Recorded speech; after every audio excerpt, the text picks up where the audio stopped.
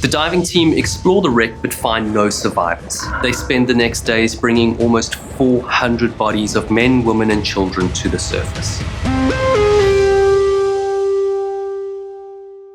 Motor vessel La Jula, named after the Jola people of southern Senegal, was a ro-ro or roll-on, roll-off ferry. It was owned by the Ministère de Equipment of the Republic of Senegal in Dakar, which is the capital city of Senegal.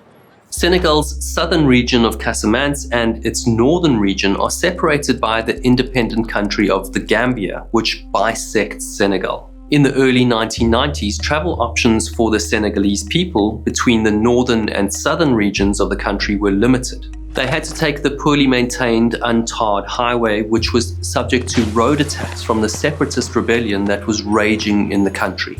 La Jula was launched as a means to move between the north and south via the ocean rather than traveling through another country using dangerous roads. La Jula was operated by the armed forces of Senegal, but they didn't really exercise their authority, and overcrowding of the vessel was always a problem. La Jula was 79 meters long and 12 meters wide with a draft of 3.1 meters. It had a registered capacity of 536 passengers and 35 vehicles with a crew of 44. It sailed twice a week between Ziguinchor in the southern Casamance region and Dakar in the north, where it's licensed to operate as a coastal ferry in sight of land. Between September 2001 and September 2002, La Jula is taken out of service for repairs and to replace the portside engine.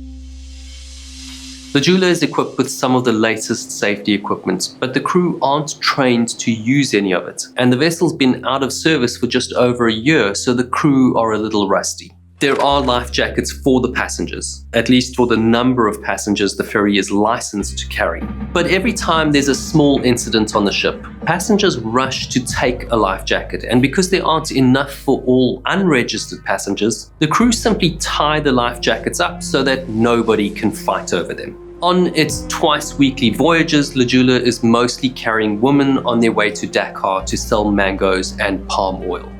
From about mid-morning on the 26th of September 2002, passengers begin boarding La Jula for the day's voyage from Ziguinchor to Dakar. As usual, there's little or no control over the boarding, despite the armed forces of Senegal being responsible for verifying and controlling the passengers. La Jula has over 1,900 passengers, almost 4 times as many as it's registered to carry.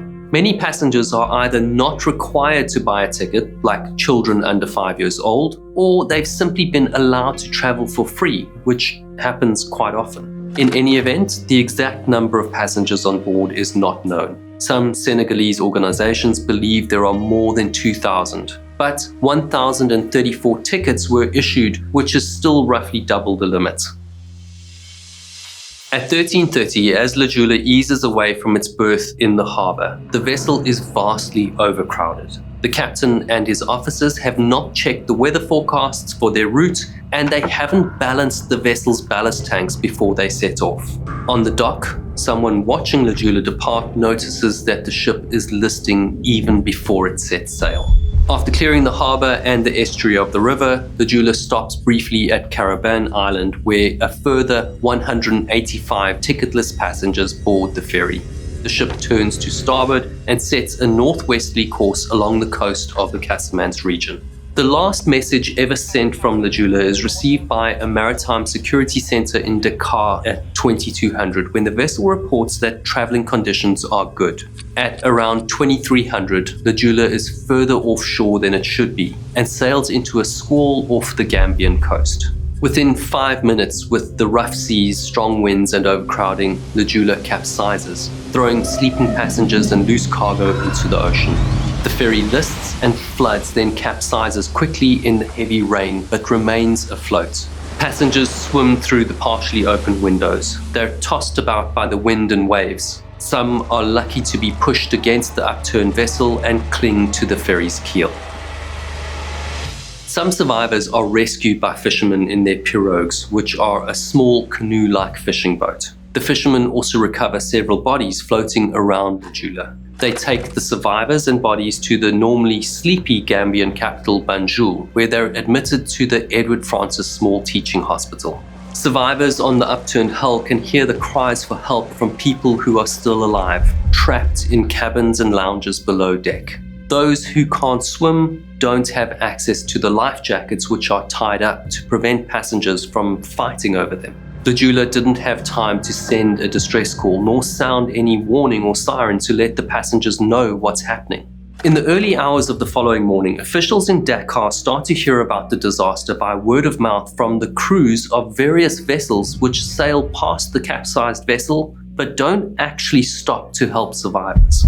It takes another several hours for officials in Dakar to begin to put together some form of rescue operation. The Senegalese Air Force only dispatches search and rescue aircraft around midday, more than 12 hours after the accident. At 1400, a 15-year-old boy is rescued. He confirms that there are still a lot of people trapped, alive, inside the ship.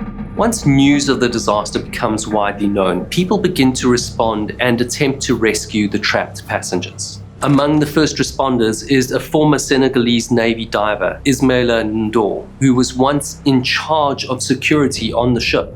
He reaches the vessel that afternoon and enters through the restaurant area where he's confronted by hundreds of bodies, some still holding hands. He moves towards the bow and finds the first-class cabins. With the hatches still sealed, they're not flooded. He looks through the porthole windows and sees some passengers gesturing for help. He and others with him don't have the equipment they need to free them. They need welding torches to breach the hull. Right now, the vessel is still floating. Simply opening the cabin doors could flood and sink the boat. The jeweler stays afloat until around 1500. Then it sinks stern first in 20 meters of water. Of more than 2,000 people on board, only 64 passengers survive. None of the passengers trapped in the first-class cabins are rescued. Of roughly 600 women on board, only one survives, Mariama Diouf, who's pregnant at the time. It's not possible to tell exactly when the passengers drowned. When the ship capsizes, many may have survived, only to drown while waiting to be rescued. In the months that follow, both the Senegalese government and French authorities investigate the cause of the disaster. They don't arrive at any single definitive reason. The jeweler doesn't actually have a sailing license. The captain and officers don't check the weather forecasts before they depart, and they frequently ignore the weight distribution on the vessel. There's always the possibility of engine failure. The logs show that only one of the two engines is operating. The jeweler is a coastal water vessel, but it's sailing further out to sea than it should, and it's vastly overloaded. It's also possible that the heat and claustrophobia below decks causes passengers to sleep on the upper deck, further destabilizing the weight distribution. At the time of its final voyage, the jeweler was 12 years old and was built to be in service for a minimum of 30 years. Its records show that it suffers numerous technical and mechanical problems during its time in service, which are attributed to poor maintenance by its owners and not to any design or manufacturing flaws. At least 1,863 people lost their lives in the disaster, although the exact number will never be known. Among them are 444 children, many returning to their schools in Dakar for the beginning of the 2002-2003 academic year. On the 28th of September, one day after the disaster, environmental activist Hadar El-Ali and his diving team explore the disaster area. They find no survivors, just the bodies of men, women, and children inside the ship. They managed to retrieve 300 corpses trapped inside the vessel and recover a further 100 scattered around the ship. A total of 551 bodies are recovered. Only 93 are identified and returned to their families. In 2003, Senegal closed its investigation, laying the blame solely on the captain, Issa Diarra, who died in the disaster and is unable to defend himself. The official report into the disaster was finalized a year later. It was clear that the state of Senegal was liable for the ferry's failure. The government admitted its errors, and several ministers either stepped down voluntarily or were removed from their positions, but no arrests were made. Officials were accused of failing to respond to the disaster quickly enough.